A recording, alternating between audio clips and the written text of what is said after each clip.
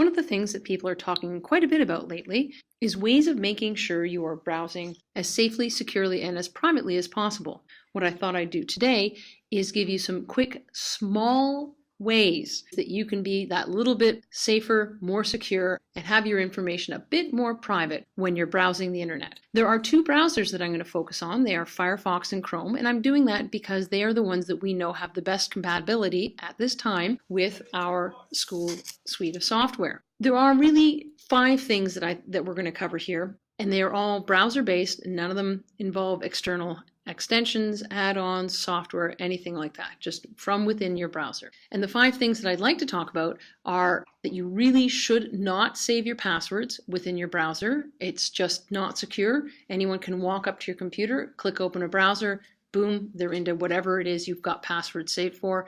And once you've got something saved on your computer, it's really open to anybody who can get in there, and there are quite a few people who can. You should clear your cookies regularly. Some websites do require the use of cookies, especially some we use here at the school, so you can't turn them off completely, but you really should go and sweep up after them and pick up those crumbs every now and then, because they can add up to giving a fairly full suite of information to someone else about you. Don't have the automatic folder for downloads turned on. You want to make sure that your browser has a pop-up that comes and says, hey, are you sure you want to save this file, and where do you want to save it? 90% of the time it's going to be you. Hopefully 99 or 100% of the time it's you. But it could also be an indication that someone else, something in your browser, some website, is trying to download a file without you knowing it. So you want to have that warning. A little irritating at times, but well worth it. The 4th thing is how to turn on the Do Not Track settings, and that's available in most browsers. It's not a complete suite of protection unto itself, but it will prevent some things, so why not turn it on? And then the last thing is, you hear a lot of people, especially recently, talking about, oh, they do things in incognito or in private or private browsing mode, so they're safe. Well, sort of, you're safe. You're safe in some ways, but you're not safe in all. So let's take a quick look at that. So those 5 things I'm going to walk you through very quickly in both Chrome and Firefox. So I'm in Chrome right now. The way to get to all of the security settings that are available within your browser is through these top 3 bars. I'm going to click on them and go down to settings. I am signed into Chrome if I wanted to get to some advanced settings, including setting a password that if I ever were to decide to save passwords on my computer, it would require dual authentication to get it open. I don't ever recommend saving passwords, but if you're absolutely insistent on it, this is the way to do it. The other things that are important for security are available to you at the very bottom under Show Advanced Settings. So just in the order that they appear on the screen, I've got a privacy section, send a Do Not Track request. So that's the Do Not Track setting that I'd mentioned earlier. The next thing is the passwords and forms.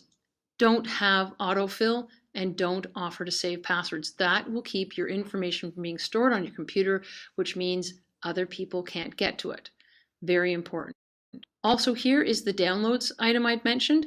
Ask where to save each file.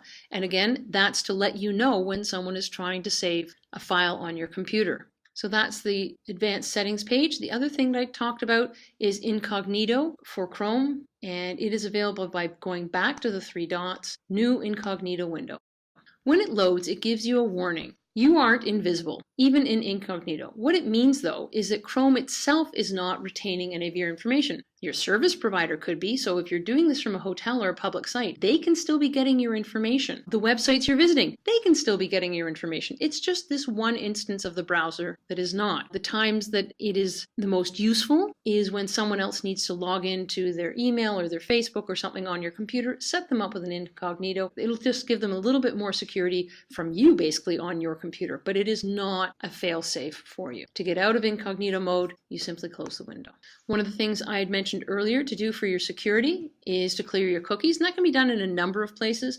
One of the ones is to go up to the 3-dot menu again, go to History, and click on History again. And that will bring up a separate page with all the history of pages I've had recently. This will allow me to clear my cookies and other data over these different time spans. I would choose to clear them all. Click clear, and this may take a fairly long time if you've got a lot of cookies saved, so if you haven't done this in a while, so be patient the first few times you do it. So again, in Chrome, all of your privacy settings are available through the advanced settings. In the normal settings window, it's It's at the bottom through Show Advanced Settings, and the way that you get here is the 3-dot vertical menu in the upper right. The other browser we're going to take a look at is Firefox, and it's very similar in a number of ways. Go to the hamburger menu in the upper right-hand corner. The hamburger menu means the 3 layers, bun, burger, bun. Click on that. Go to Preferences. And instead of having everything listed out cascading down one page, Firefox has chosen to use a menu system on the left. Here on the very first page is that downloads item I mentioned. Always ask where to save files. I'm still going to put them in the downloads folder, but I just want to know when a file is about to hit my computer. That's the safety of that. The next place I'm going to go for my settings is under Privacy. Use tracking protection in private windows. So this is one way that you can prevent some of the tracking from going on. Security, here's your login information.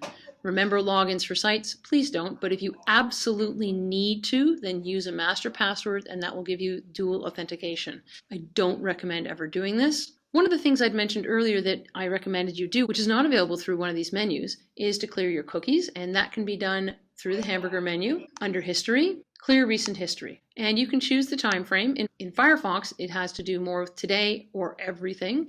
And here's the list of the data it will clear for you. I would suggest you do this regularly. Daily, perhaps, certainly weekly. And again, that'll help keep there from being an accumulation of little crumbs that you've picked up through your internet browsing. Those little crumbs can add up to make a lovely cake of information for someone who might want to figure out more about you. So something you don't want to leave behind. Firefox calls its private way of surfing the internet private browsing, and it can be accessed through the hamburger menu in the upper right-hand corner and then going down to private browsing. As always, you should definitely read the warnings and the instructions here, noting what is saved, what is not saved, and how private it really makes you. Again, do not rely on this. This is superficial at best, but it is a basic layer of protection if someone else wants to use your computer. To get out of private browsing, go out, close the tab, and you're back to where you were. So that is how you can fairly quickly set up some very basic within the browser extra security measures for yourself. Other things you can do to keep yourself secure online on your computer in general is update your browsers regularly, update your virus protection regularly, and update the operating system on your computer regularly. Again, these should not be too onerous.